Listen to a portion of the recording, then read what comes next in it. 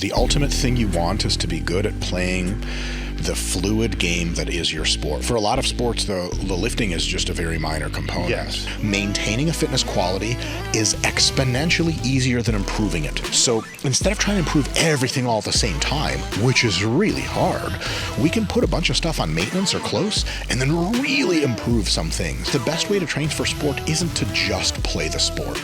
Yes. So you do want me to address sport periodization? All of it. Yeah. Okay.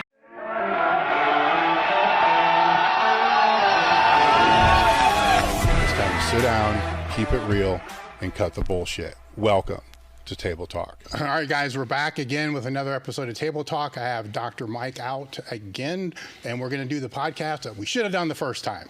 We're going to talk about sport periodization. Before we get into that, we have a Discord community, a crew community that helps support the podcast. I have them submit some questions, and I got a question for you that they submitted. And this one's not going to be sport periodization related, right? All right, so Mike gets to fight any method of your choice, any social media influencer that you want. Winner takes all followers. Now, this fight can be a pizza eating contest, it can be jiu-jitsu, it can be whatever you want. What would you use as the fight? And then who would it be? That is a tough question because, like, do you want someone's followers? Maybe they suck. You're like, oh, I have 100,000 trolls I just inherited. Gee whiz.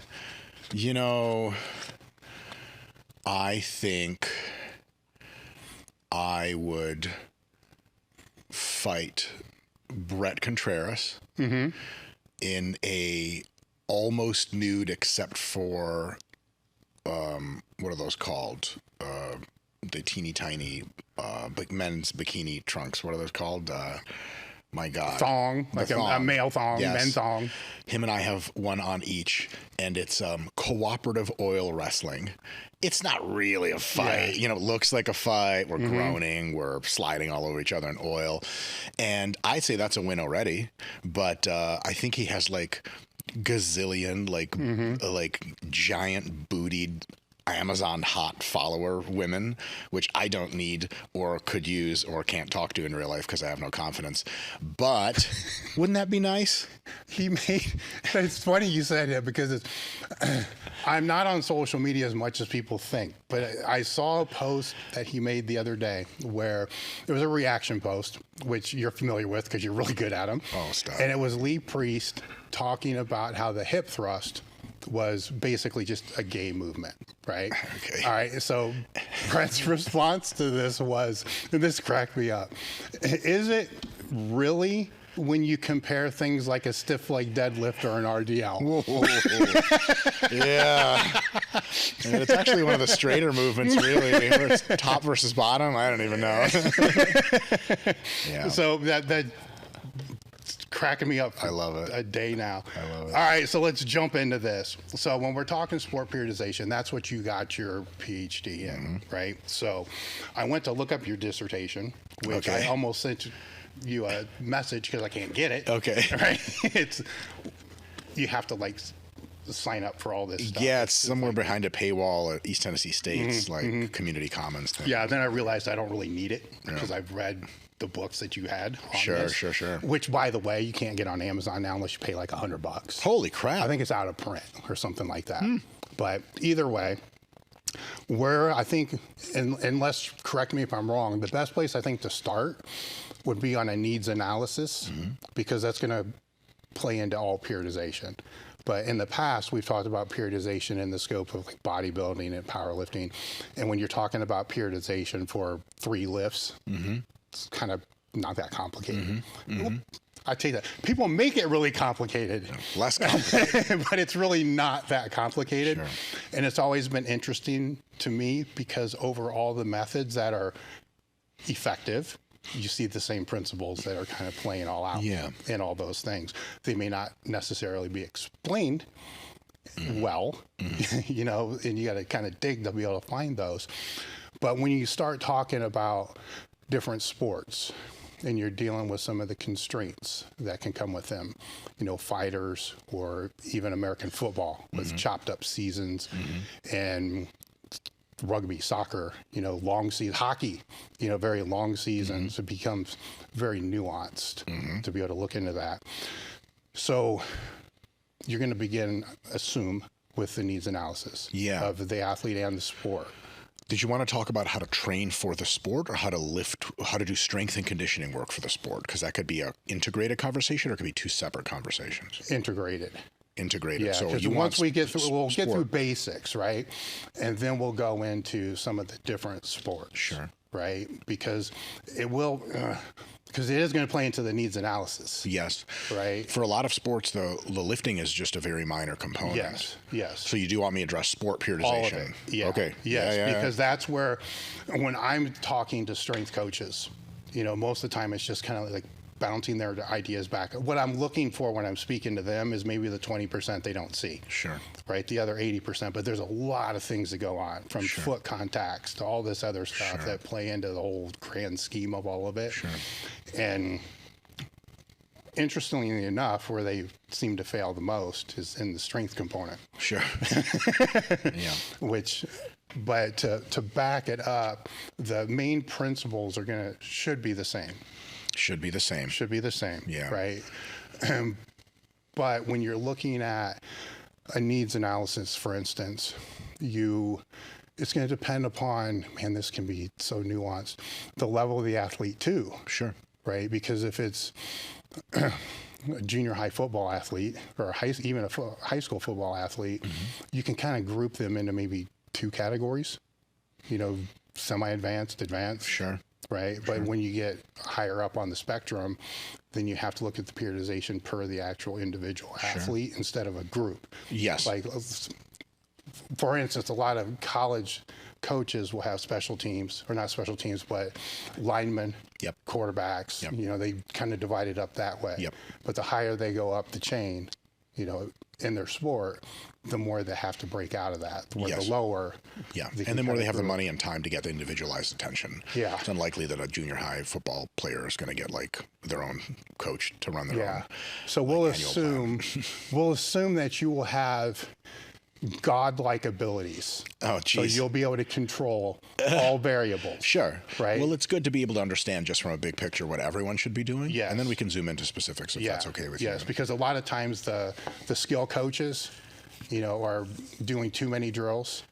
Essentially sport drills, which end up being kind of plyometric drills. Sure. Which can inhibit the speed. You get what I'm saying? Yes, I have lots to say about so that. if you're God and you can control all those, then the nuance can be broken out. And that's really how you should see it. A lot of basically, this is kind of an engineering problem. You're trying to engineer better athletes. Engineering problems are usually approached best from sort of like what people like to call first principles, and having a really big, grandiose goal in mind. Like if you're going to build a skyscraper and you have no limits on anything, what's the best way to build it? And then you really, really figure that out. And once you figure out what's the best way to build a skyscraper, then you take a look at what materials do I have? What labor do I have? What regulations do I have? And then that plan gets altered based on those. But it's very difficult to have no plan and then have all these other variables come in, and they're like, so what do we do? And you're like, well, I don't know. I don't really have a plan to begin with. Well, that's what happens. Yeah. It's like if you're like escaping some kind of research lab and going to a helicopter pad and there's dinosaurs in the forest on the way. If you like escape the research lab and, you're kind of the team leader and all the innocent people with you are like, hey, where are we going? You're like, that fuck if I know. Like, at least there's a helicopter pad and it's probably that way. And you go, ideally we run this way. But now that we know there are dinosaurs, we can check our flanks with guns and sacrifice some of the weaker people to the dinosaurs. I'm kidding. That's unless they were shitty to you in the lab and you're like, fuck you, Jim. Go that way. That way's the helicopter pad. Make lots of noise on your way out. But so for sport training, it's really good to start from a zoomed out view. And so in a zoomed out view, the ultimate thing you want is to be good at playing the fluid game that is your sport, whatever it is, tennis or rugby or football or basketball, whatever it is, doing the thing. And the most important part about sport, on average, is the nervous system component of knowing how to move. Like, you give me an elite tennis player, you give me an elite golfer, you give me an elite soccer player, you give me an elite track sprinter, you put them in normal clothes, You stand them in front of me, and I'm gonna like be able to pick someone now, sort of. They're all kind of fit. They're all kind of in shape. You see like soccer players in Europe travel. They put on sunglasses and a baseball hat, and they throw on a hoodie, and they're like fucking gone into the crowd. And you're like, which one of these is the best soccer player in the world? Like, I don't know. Okay, let's see, show us your legs. And some like amateur, German bodybuilder has the biggest legs. You're like, that guy. Like, no, that's actually the soccer player. Like, but he has smaller legs. Like, yeah, bodies are very, very important for sport. But sport is the most important thing about sport on average is knowing how to move. And so you need lots of practice moving in the way that sport demands. Like if you gave me LeBron's body tomorrow, I ain't doing shit with it. I can probably jump pretty high. I'll be much better at grappling because I'll be able to reach across and choke people 8 feet away. But I'm not going to do cool basketball shit because I don't know how to actually move on the court. And so knowing that that's a very big component, and that the eventual idea is you're good at moving in the way that the sport demands, a lot of your training, the central focus will be learning how to move for that sport. And we can actually break that down into kind of 3 helpful subcomponents that sequence into each other. Not only do they sequence into each other in the course of a training block, let's say multiple months of sport preparation, you'll start more with one, then go more to the other, then go more to the third one. All of them are done the entire time, but more or less of one or the other. But also they take an emphasis during an athlete's developmental career. It's the same pattern. So you start with one and then do more of the other and then do more of the latter. And those 3 things can be basically broken down into, one is basic techniques. Like in tennis, I teach you how to do a forehand, and then I teach you how to do a backhand, and then I teach you how to serve, etc. And the second one is going to be essentially stringing those techniques into combinations of effective movements. Like in tennis, I hit a forehand, I run up, and I get ready to do an overhand when you return the ball. So for that, I need to have some kind of idea about what a forehand is. I need to have some practice moving up and down the court. And I also need to know how to transition to an overhand. So we're taking multiple basic techniques and we're stringing them into like, oh God, this is like a really dog shit influencer in the space's name, but there's this dude named Functional Patterns. So he's going to string them into functional patterns, actually functional patterns in this case. So that's what you do, is kind of combination training. And the third type of training is what we call live training, or variations of live training, where now it's like you're actually, with some modification, maybe it's a shorter time, maybe it's a higher intensity, maybe it's a lower intensity, whatever that is, you're actually playing the sport itself or a component of the sport in an integrated, free-flowing adjustment fashion. Because a big revelation that was made, maybe 100 years ago, is that the best way to train for sport isn't to just play the sport. Like, you don't like train elite soccer players by getting 4-year-olds on a court or on a whatever soccer pitch and rolling out the fucking ball, lighting up a cigarette. All right, kids, have at it. I'm just going to time you an hour of soccer. They've all seen the game. They'll do good something. You have to teach them first and spend a lot of time on those basic techniques, fundamentals of running, fundamentals of kicking the ball, fundamentals of everything that you do in soccer. There's like a bunch of different kinds of kicks, bunch of different maneuvers, bunch of different ball maneuvers, bunch of defensive positions that you can take and defensive maneuvers you can do. Once you know a few basic ones of those, we're going to ask you more to go into kind of phase 2, and that's stringing them together into meaningful things. You're going to pass the ball, you're going to run forward, you're going to get a return pass, you're going to accept the ball, and you're going to kick it. Like, you need to know a couple basics to do that competently. If someone on your team is missing a core basic, they're not on your team in any functional way. She's like, pass the ball to Sally. Sally gets the ball. Like, kick the ball. She's like, she doesn't know what to do. She kicks it. It goes the other way. You're like, that sucks, which is like most junior high, like gym class soccer. That's how that works. And then combinations are dope. And if you get really good at combinations, you have kind of an arsenal, but you can get really good at shooting in the range, even firing a maneuver in the range with a rifle or handgun. There's a very different than real combat. And so, quote unquote, real combat in sport is like actual live competition. So now that you know in wrestling how to do a double leg, now that you know how to sprawl, now you know how to shuck, we're going to ask you to do a couple of those in sequence and end with a pin. And that's cool if you drilled that combination and even with some resistance. But now a lot of work has to be done live, where people are resisting more and more, and you're asked to adjust for variables that aren't programmatic. Like, you can't predict exactly where someone's going to go. And your brain is a neural network, and just like we've seen with the rise of AI, that training data and training volume is huge. Like, 3/4 of the internet will get a GPT really smart. Anything much short of that, it doesn't really know what the fuck is going on. Computers are really good procedural rules, but they're, up to this point, up until massive training data, very bad at adjusting for all sorts of variables. Same for humans. So I can teach you exactly. You could perfectly kick a soccer ball, or very well, after 6 months of just kicking coaching. And after 6 months of coaching how to do a run, kick, pass, run, I could get you real good at that drill. But will you adjust on the field of play with other players fucking with you and with a crowd and everything? Maybe. But that's its own animal. And there's a lot to learn there. And so those 3 subcomponents are something I'll ask folks listening to this to keep in mind, because those are like intellectual anchor for how almost all sport training works. As you can imagine, at the beginning of someone's training career, we absolutely let them go live, because people have to have fun, and also you got to get a feel for the sport. And live training is a good way to train the physical systems, which I'll talk about in just a sec. But we have to spend a lot more time on average than we would with elite athletes or advanced athletes on fundamentals. Like, it would be really weird if you got the NBA teams and you like re-architected how they shoot and how they pass. It's possible, but like, first of all, they're more or less done learning that. The patterns are so ingrained.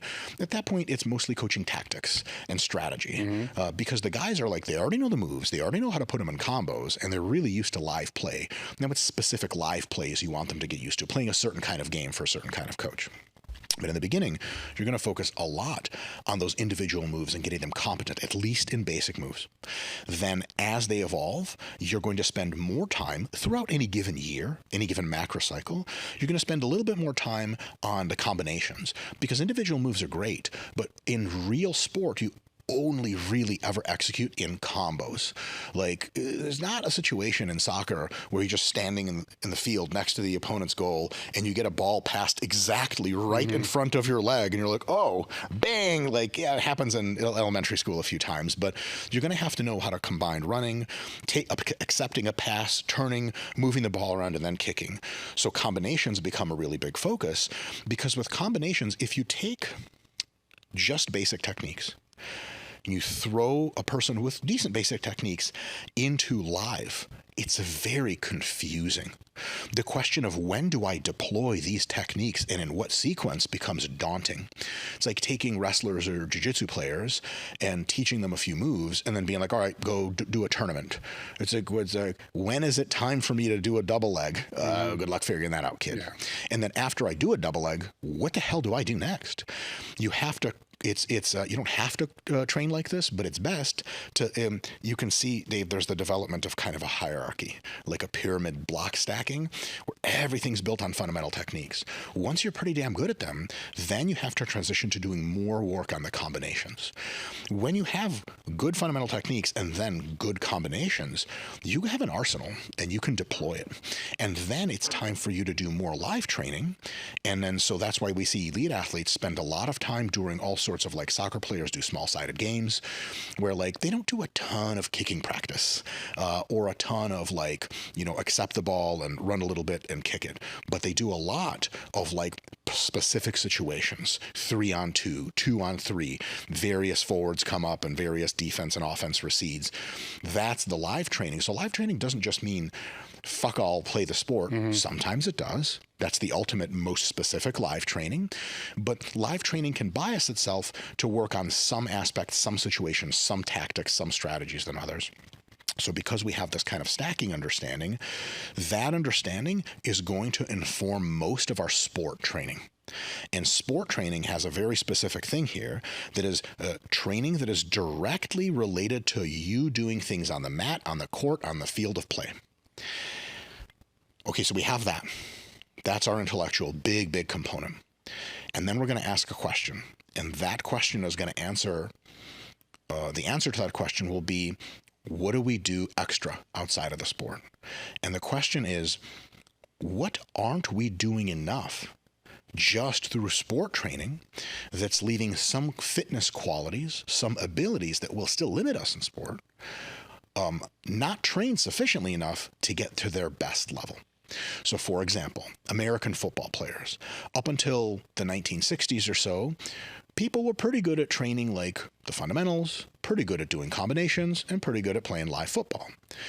But while live football greatly benefits from an expression of very high velocities and very high power outputs and very high forces, especially forces, it doesn't summate enough exposure of forces, definitely not in drills, definitely not in basic technique training, definitely not in drills, and not even enough in live football to get you as big and strong as could benefit you in live football.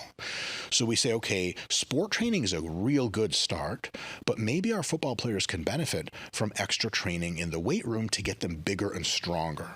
Because getting bigger and stronger will help them in football, but the football training, sport training itself, doesn't do enough of that to get them their best. So in the 60s, we started adding in weight training, and it revolutionized the sport of football because now everyone's a fucking monster, as opposed to like O-linemen used to weigh 225 to 250 in the NFL. Think about that. What would happen to an O-lineman today if he weighed 225? Like, just get like retired on this first day. And so we can ask that about flexibility training. We can ask that about extra cardiovascular training. We can ask that about extra plyometric and power enhancement training, and a constellation of extra stuff that you do outside that is now generally called strength and conditioning. And so that's why we see sport roughly split into two parts now: sport training and strength and conditioning.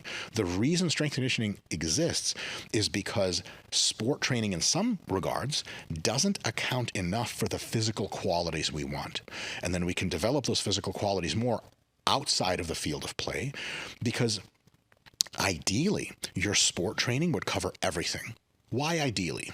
First, on like a time economization perspective, like you're training soccer for 2 fucking hours. Hopefully that's all the soccer training you need, and you just go rest. But there's a more compelling reason.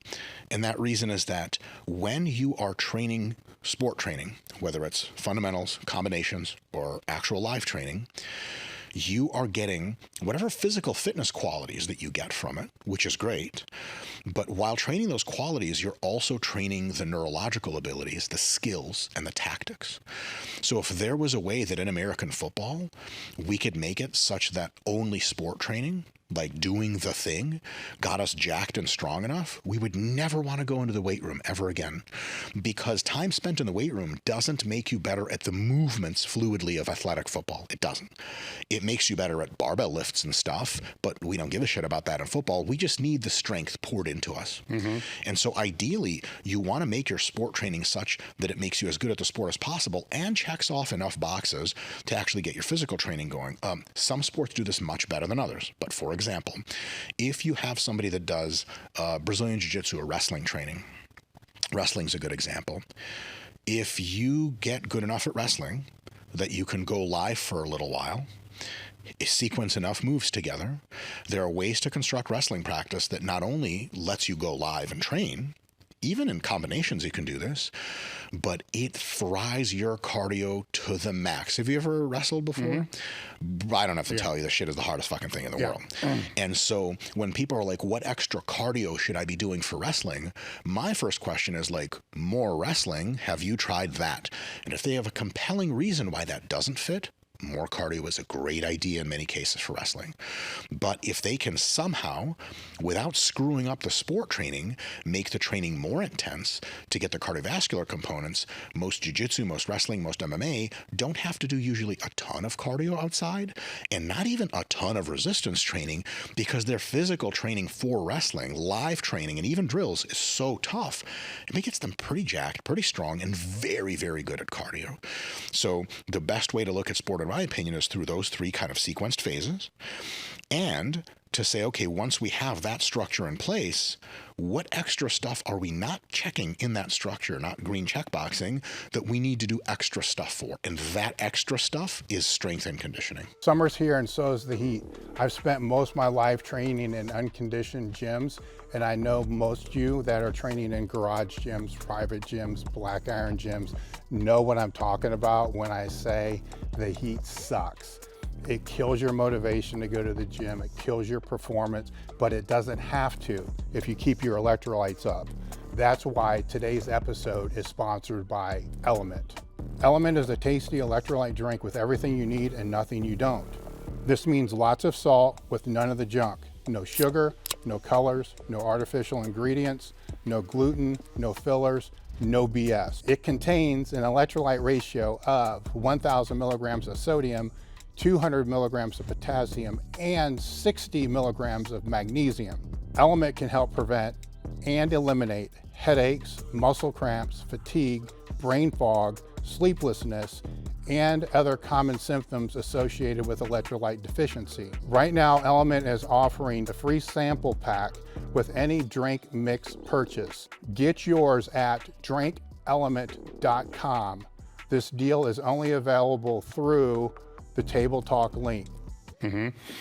With those sequences, if you have a team and you're in that basic phase, not everybody is going to advance or develop at the same rate. Yeah. Right? So from first principles, do you hold people back until everybody's there? Or, you know, because now you're going to have differently, you're going to have people that are ready for the combinations. Yeah. And then other ones that still don't know what the hell they're doing. Sure. Right? So there's the first predicament. Yes. Big predicament. There are a couple of options, couple of ways to go. One way to go is to give everyone the same training, and the people that don't make it to the next level of ability, you just cut them. That's possible. Brutal. Usually doesn't happen, but in some national teams with communist countries, if you're not up to standard by age 9, you're just not on the team. Or there's multiple different levels of teams. You get to the more select team if you're like good by a certain age. If not, you stay in a lower team, and if eventually you get better, you get bumped up a team. Another way to do it is to say, okay, we got 10 guys on this team, 5 of them are pretty damn good and they're ready to like do more combination training, but 5 others are not as good. What you can do is to say, those 5 guys, we are going to spend some extra time with them, off hours, bringing up their skills so that they can be ready to enter. That's feasible and potentially works in some cases. In other cases, you just kind of say, look, fellas, like if you want to come in on your own time and drill, that's totally cool. We're going to move everyone through the phases the same.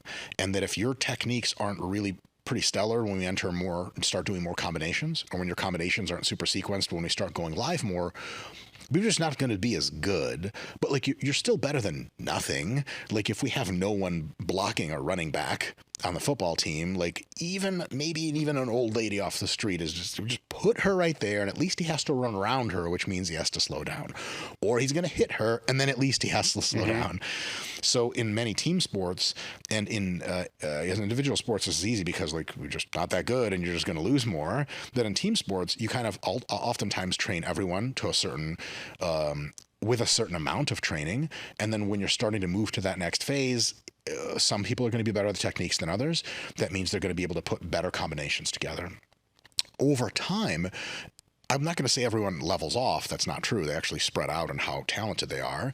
But everyone comes up all together anyway. Like you play football for 3 years, but you're going to know something about basic techniques and get something out of combination training and have some kind of live training. So if you're an athlete yourself, and you're like, it really matters to me, I want to go play football in college, and you're in middle school and something's missing from your game. Let's say some of the basic techniques aren't there.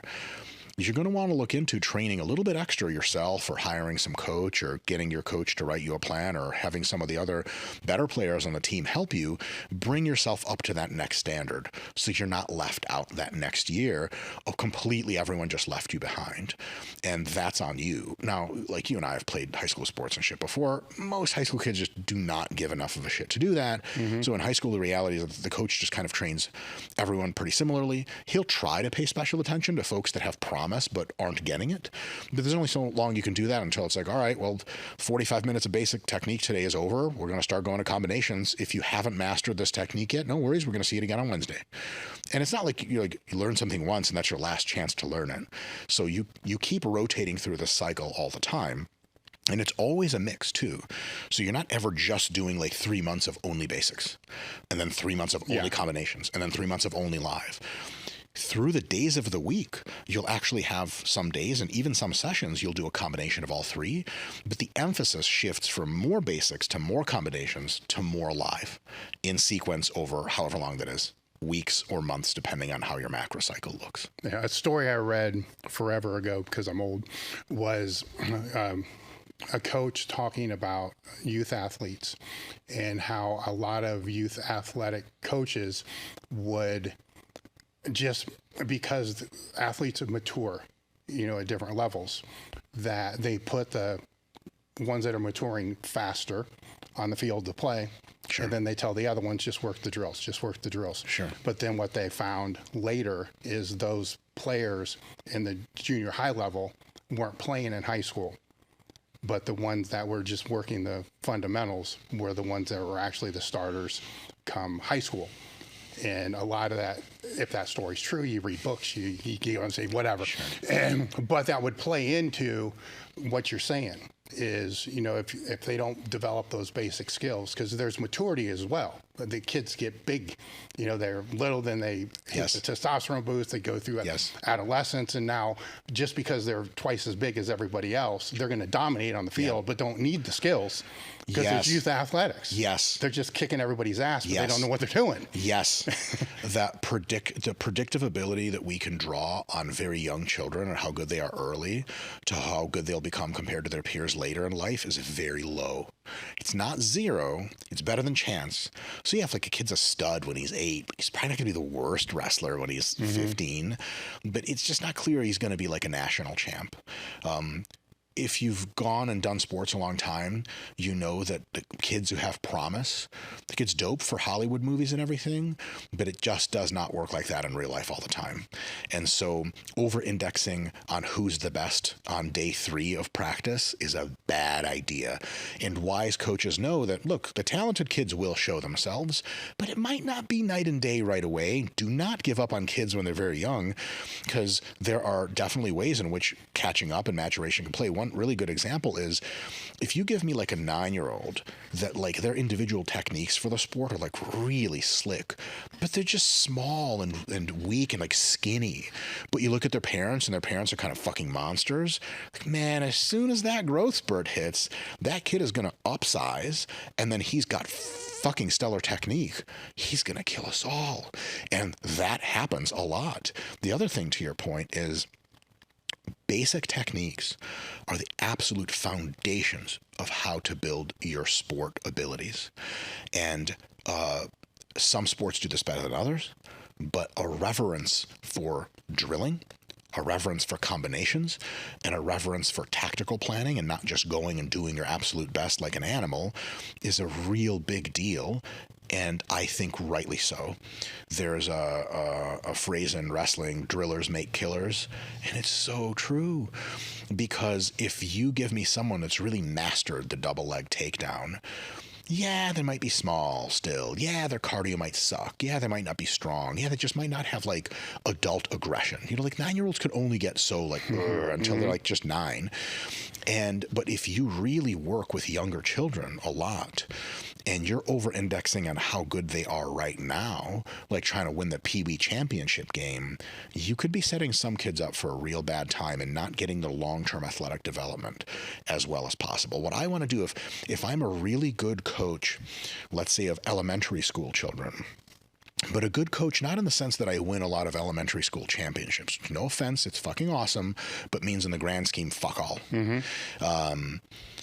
If I'm a good coach in the sense of I'm a good human being and I want to have future NFL superstars visit me and being like, you were my coach first and you really set me up. You want to set kids up for long-term success. What you're going to do with very young children is have them get to that next level where you don't even coach them anymore. They go to middle school, that's some other coach. They come to the middle school coach, and a middle school coach watches them, and their basic techniques are like some kind of Roman army, like Spartans, like all the same time and shit, flawless technique. technique. Like as a middle school coach, what a dream. Now I get to really focus on combinations. The kids already have the techniques worked out. We just need to like keep them going a little bit on those, work out a few kinks here and there. And then the combinations, those kids are monsters. And then if I'm a high school coach and I've got a real good system where I know the elementary school coach, I know the middle school coach, I know the high school coach, elementary school coach is going to work on basic techniques more than you would think, more than for the average random athlete, sport periodization. So their 1 year of training could be like 70 or 80% like technique and a little bit of the rest. In middle school, lots of combination drills, taking those basic techniques and putting them into workable arsenals. And then in high school is when I'm going to really start to go live a lot more and work on tactics. And if the middle school coach did a good job, the kids are coming in. Not only did elementary school coach did a good job, their basic techniques are amazing. Middle school coach did a good job, and they can combine those techniques into functional elements that work. And now we fine-tune their live playing ability. We train their physical characteristics. Training physical characteristics of middle schoolers is tough because like prior to the testosterone boost, like, yeah, shit happens, but not like a lot. And here's the thing, adult maturation and physically, it's just inevitable anyway. Are you looking to boost recovery, enhance your sex drive, and improve performance in the gym? Do you think your hormones are out of whack and you're tired of getting the runaround from your doctor? You know, things like your hormones are just fine, stop lifting heavy weights, etc., etc., etc. I know what that feels like as I've been down that road most of my life. This is why we've partnered with Merrick Health. Merrick Health is a premium telehealth platform that specializes in hormone optimization and preventative medicine, ensuring a better quality of life. Merrick Health offers a table talk panel tailored for our listeners, featuring comprehensive tests like total and free testosterone, sensitive estradiol, and advanced markers like lipoprotein A and IGF-1. These comprehensive panels of up to 84 carefully selected biomarkers allow you to identify areas of enhancement and maximize your physical, cognitive, and sexual performance. It's much different than the panels you may get from your doctor. Choose between self-service options where you can select lab panels based upon decades of experience, or opt for guided optimization with your own health coach. Start with a detailed breakdown of your labs and receive personalized treatment options, both over-the-counter and prescription. Visit merrickhealth.com/tabletalk and use the code TABLETALK to get 10% off your first order. Merrick Health isn't just about better health, it's about empowering you to take control of your well-being. And here's another thing, you can always get people strong. You can get people strong in their 30s. Mm-hmm. You can't teach people fluid tennis movements in their 30s like you could when they were 9. Fuck no. You ever see like people who came up in a technique sport real early? They never forget. They like just know the shit. Like they could like, I've wrestled against people who wrestled since they were 6. Dude, they could wrestle blind. They could wrestle with one leg. It doesn't matter. They know exactly what's going on because when you're a child, you learn differently. Mm-hmm. But the nervous system is the real thing you want to develop. The body will come along. That's easy. And you and I have both been in the industry a long time. Like, it's not that complicated to make people bigger and stronger. Yeah. And it's just like, just do this and whatever your genetics are, you'll get there eventually. What was that guy's name back in the day? Chuck Fought? Was that his name? Mm-hmm. He was like a video game fat guy. And then he like trained for a year and squatted like 900. Like, how does that happen? Like, that's a real thing. So the high school coach would hope that by the time he gets the middle school kids, they're ready they have the basics and the combinations to get really good at live work. And then you got a killer high school team, and then they're ready for college. And then college is mostly about like, what holes do we need to plug in your game? Where do we put you position-wise? And how do we re-architect what you do to play the kind of game that this college coach wants you to play? How do you think club sports have affected this, you know, from high school down, right? Because with that, there's more of the competition. Yes. And then less of the drilling, and seasons are extended. Yes. You know, so on average, the effect is good. Yeah. Because most elementary school, middle school, and even high school sports, to make kids as good at sport as possible, which is a kind of how we measure performance, like who's the best. I mean, you don't train enough in high school to do that. Like, for example, like high school wrestling, lasts like 4 months. And then most of the kids just don't wrestle until next October when they start going to camp. If you do club wrestling, and that occurs in the spring and summer, you just get more time training. Whatever kind of training that is better than not training. So club sports have an average positive effect. Could we make the critique that there should be more communication between club coaches and middle school, high school coaches to have a more integrated approach? Yeah, hell yeah. Because club sports do emphasize to some extent winning, which isn't a bad thing because like a kid, you know what I'm saying? That winning's the whole fucking thing. What is that, like Vince Lombardi quote? Like winning everything, it's the only thing. Yeah. Winning's a big deal and you have to get used to competition. And it's good to have kids compete quite early. Not huge stakes competitions, but like to get their mentality to be like just competition to elite athletes should be a thing they're so fucking used to.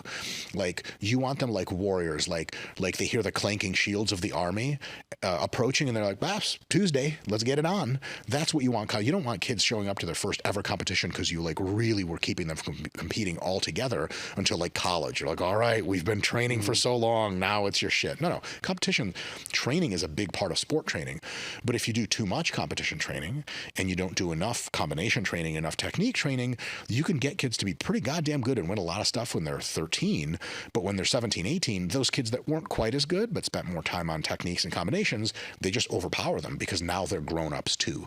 And now it's like, well, I'm a grown-up just like you. I've been strength and conditioning just like you, except my techniques are better. And sooner or later, I'm just going to catch you slipping. Well, wouldn't the counter to that be the advocates of having a multi-sport athlete? You know, instead of one that's just specializing at a young age all the time. There is some sort of a decent argument for very young children being exposed to multiple sports. For child enjoyment and psychological health, this is probably a good thing. Another thing is, you just don't know what kids either want to do when they grow up or will be best at when they grow up. And if you don't expose them to multiple sports when they're younger, you're like, my kid's going to be a golfer. I don't know why I was redneck country guy accent, but he's going to be the next Tiger Woods, brother. John Daly, I suppose. Right, there you go. So, but like the kid might actually have the genetics to be the best tennis player of all time, but because he went to golf, still same fundamentals of movement, and he's amazing. He goes to college, plays tennis in college, but he could have been, or plays golf in college, could have been the best tennis player of all time. You just literally never expose him to tennis. There's also a decent argument, that a diversity of movement styles and patterns is very good for young athletes to develop their overall body awareness and movement and neurological control, balance, etc., muscular strength in all sorts of different ways, different motor characteristics like endurance and sprinting ability, jumping ability, so on and so forth. Maybe one of the best sports to have lots of little kids do. Here we're re-architecting the United States to be like Sparta, but times 3 million, is like gymnastics. You know, and a lot of Eastern Bloc countries would have a lot of people start in gymnastics, and they would everyone do swimming and everyone do gymnastics. Not everyone, but lots of them. Because like those are real fundamental movement patterns that like will carry you over in any sport. If gymnasts aren't completely broken, and by the time they're 18 and the competitive gymnasts are all completely fucked up, but if they're not broken, they're just like good at everything because they're like, all right, we're going to make you stronger. They're like, but I can do 80 pull-ups. You're like, right, fuck. We're going to make you more flexible. They're like, stop. You're like, more endurance. Okay, that I could use. But as far as like just preparing the body for explosive effort, like gymnastics is like almost second to none. So there is something to throwing kids in lots of sports early so they can choose their destiny, so you can figure out what they're best at, and so they don't have a shit time of it. And so that they don't overuse any particular parts of their body in one sport, year-round sport training, and like get fucked up shoulders. So for every elite pitcher you've ever seen in the MLB, there's like 100 guys who threw out their shoulder when they were 12 because they over fucking threw, and that's it, they're done. So there are those arguments. That's a very different argument than talking about in isolation, what is the best way to train for one sport. And so you have to see both at the same time, and as a parent and as a child and as a coach, make those trade-offs accordingly.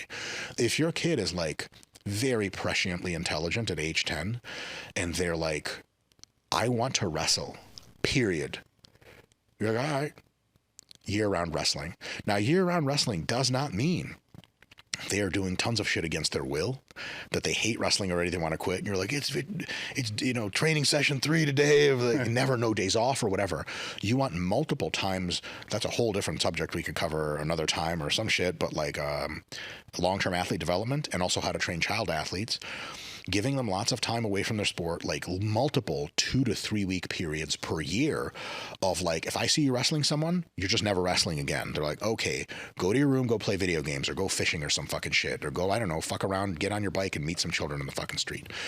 Because when they come back after 2 or 3 weeks, they're going to want that shit. All their little minor injuries have healed, and they've refreshed their neural patterns, have lost some of the patterns, and so they're actually going to be in this position where when they relearn the double leg again, they're going to have a fresh look at it and that be able to fix some old patterns that become ingrained that aren't that good. So when we say taking a child and focusing on just one sport, that's possible, but the way you do that isn't like the Todd Marinovich approach. You know about that. Yeah, like that's not it. So there's lots of times of going really hard and pushing them a little further than they were comfortable with, and also lots of times of rest and recovery, etc. And I'll just say this straight up.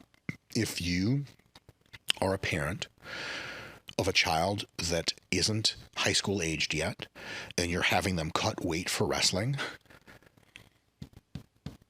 the authorities should know about you, and you should look yourself in the mirror and not like what you see, because weight cutting for child sports causes long-term growth, physical height and width potential to decline. You're making them worse eventually, so that you, dad, can have a fucking silver medal Indiana State wrestling trophy or whatever the fuck.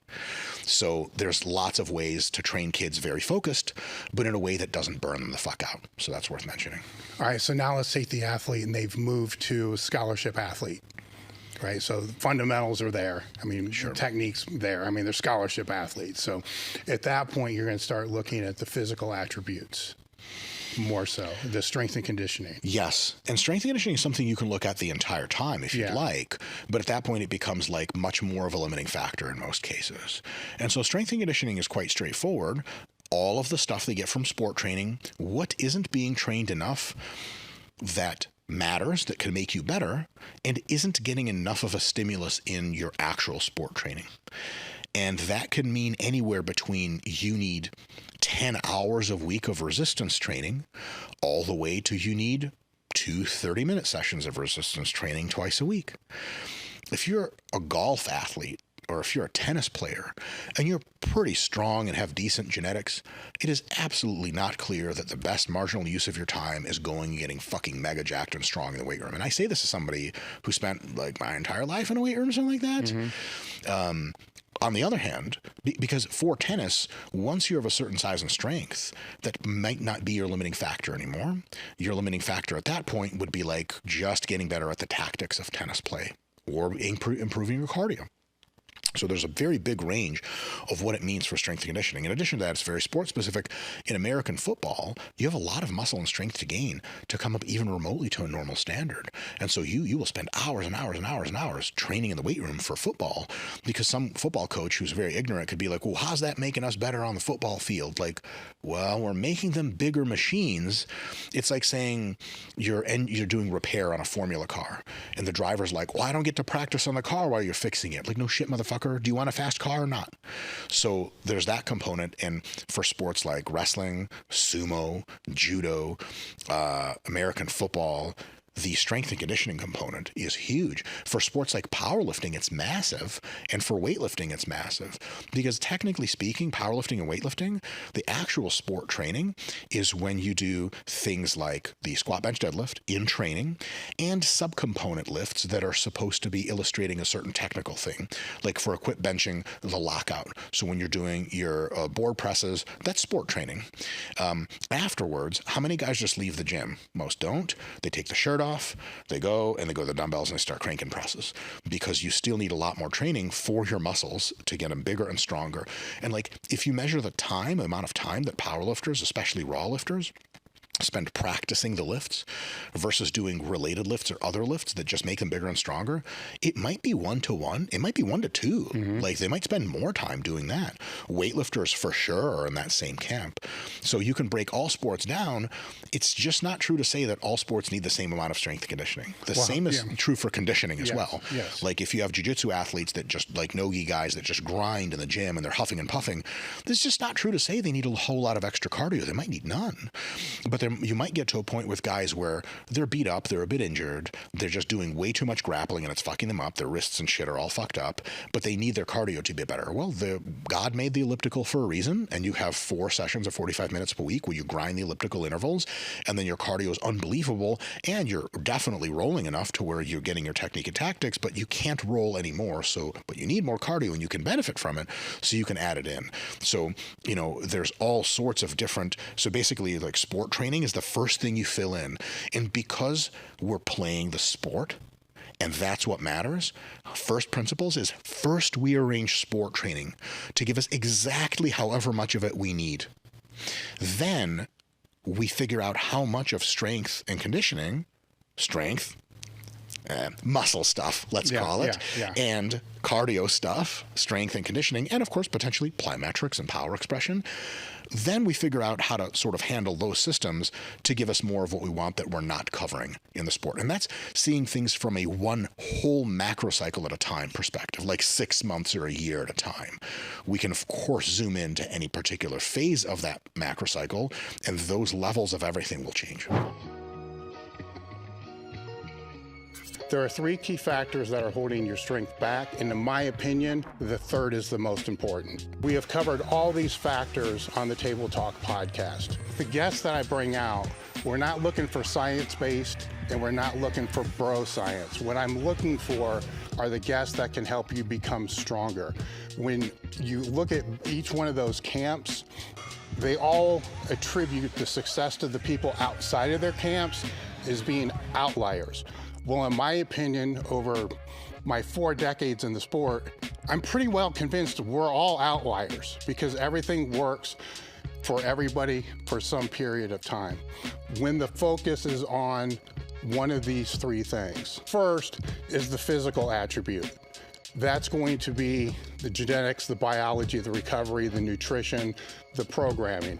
This is generally where everybody wants to go first. Thus why you see such an overemphasis on program hopping, PEDs, nutrition, certain critical, minute gray areas of all these factors. That's why it's clickbaitable, because this is where everybody wants to go first, but I don't think it's the most important. The second, the mental attributes. This is the psychology that's associated with training, the mindset, the motivation, the focus, not just to the point of how you prepare yourself before a big lift, but how you're preparing your day, how you're preparing your life. Again, if you've been following the Table Talk podcast, you're going to see that these are all reoccurring topics that keep coming up and up. But the most important one is next. To me, the most important aspect is the technical aspect. The technical aspect is how you take all these attributes and you put them together, and it's also the technical aspects of how you perform each and every one of those lifts. The reason why I say this is the most important is because it's the last place anybody wants to look if their strength isn't progressing. For instance, how many times have you heard people ask, what exercise do I need to do to make my bench bigger? What exercise do I need to do to make my quads bigger? What kind of diet should I do to be able to bulk up or to get leaner? How often do you hear somebody say, what's the best way to put all these variables together? What's the best way to perform an exercise for the outcomes that I'm looking for? This is why we've set up the crew. With the crew, we have 3 tiers. The first tier is just if you want to help support the podcast. We appreciate the support. If it wasn't for your support, we wouldn't have a Table Talk podcast. So tier 1 will give you badges, which I guess are like a popular thing. I don't know, but we appreciate the support and we could use the support. The second tier gives you ad-free podcast, an extra AMA podcast, plus all the fun badges. The third tier is our full Discord crew membership. This is where you'll have access to the community of like-minded individuals that are focusing on pushing their strength to the next level. You'll also have access to webinars, extra content, AMAs, ebooks, programs. There's so much in there, it's hard for me to list everything. And if I did, this video would go too long.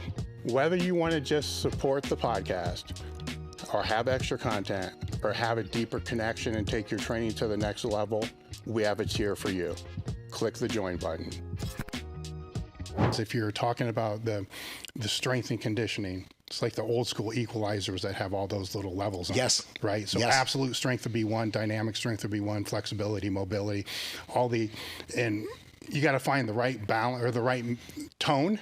Yes. To play football, or the right tone to play the music of, soccer or whatever it is. And with that, if we take absolute strength, because this becomes the question in American football, like at what point is a lineman absolute strength enough? And the quality shouldn't be trained as hard anymore because now, say, mobility is the issue. And so their sound is shit because the absolute strength is too high, but it came at the expense of lowering all the others. Sure. So that second part says everything, Dave. At the expense of lowering the others, or at the expense of not raising the others where they were more the limiting factors. There is no such thing as being too strong for any sport. I've never seen it happen. I've never seen a guy crush his tennis racket by accident. And look, if you can get that guy to hit a ball, holy fucking shit. Just hit it at the player. You'll win every game because he'll just be injury defaulted out. There's no such thing as too strong for football. That doesn't exist. And anytime people say that, a part of my pedantic scientific ass, I just in my chair watching TV, don't say that, because it's just not true. We want to be as strong as humanly possible. Like you tell someone, you're already strong enough for football, and then aliens come down to them in their bedroom at night.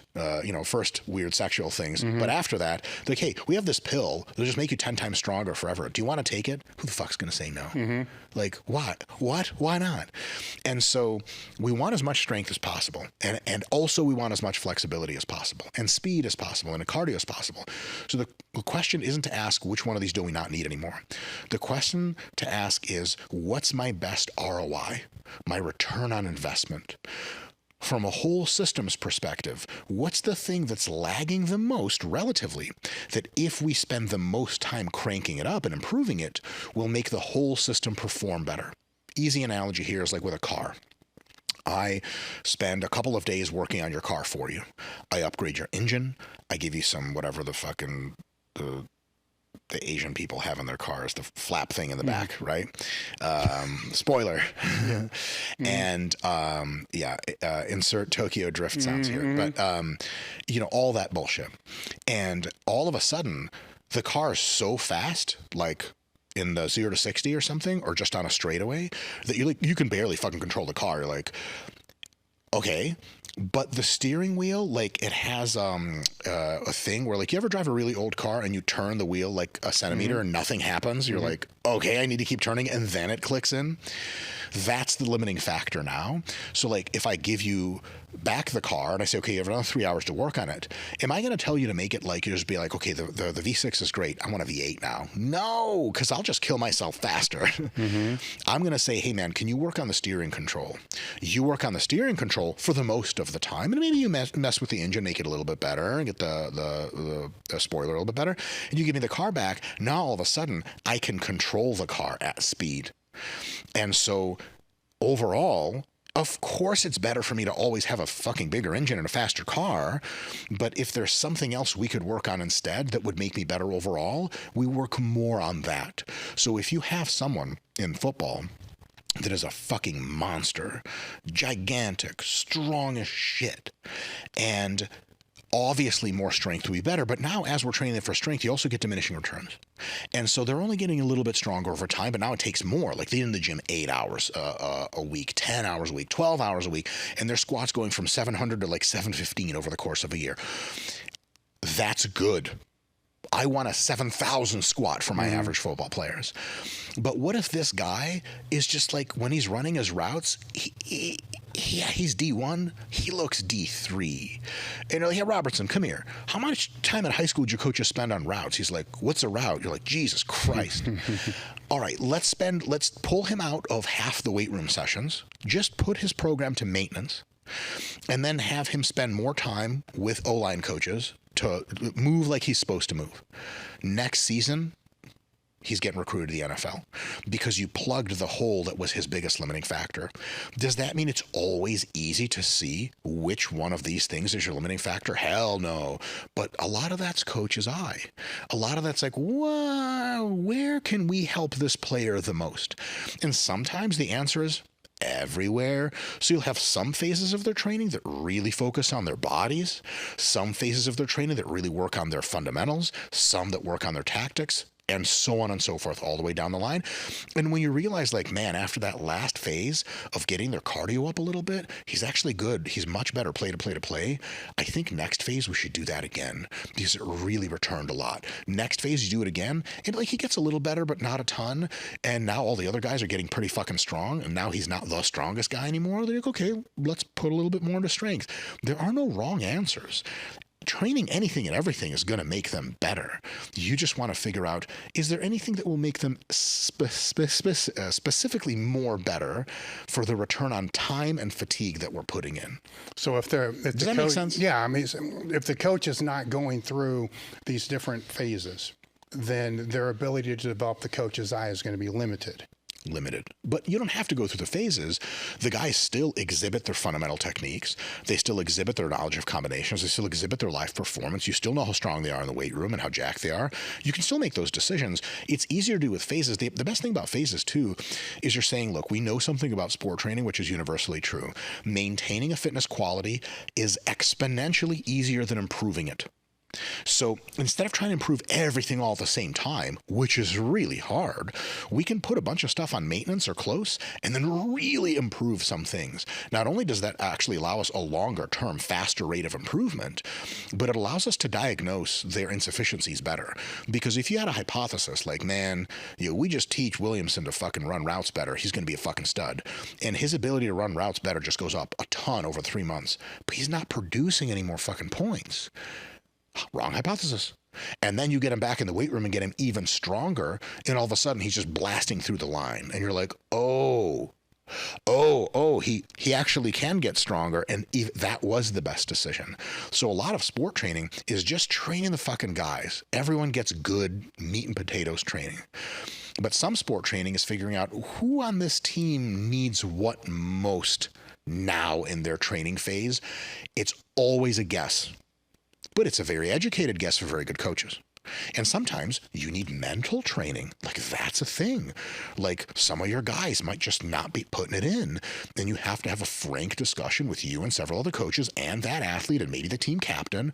Be like, dude, what is going on, man? We know you got it. What you doing out there? And he starts crying because he's going through a tough situation at home. And you're like, well, I'm fucking glad we brought this up. And then you make an unlock there. A couple more sessions of sports psychology later, he's just pulling people's limbs off on the football field. Hey, that's what we wanted. That's perfect. So when you have athletes, they're Waterboy quote, finely tuned athletic machines. Mm-hmm. And there's a lot of thinking to do about what can we emphasize next to get them better. And the default answer isn't, I don't know. The default answer is just make them better at everything. And then maybe a little bit more emphasis on one thing or another, just as a hypothesis, just an experiment. Mm-hmm. And then if you get some traction, amazing, go. If you don't get any traction, try something else. We know from the literature that as long as you're close to failure, you're going to make similar muscle gains. So, but there is some evidence indicating that there may be something to varying your rep ranges. And you varying your rep ranges is not going to cost you more time, allows for more flexibility, and being fixed to one rep range doesn't, like, it's not giving you anything more, you know?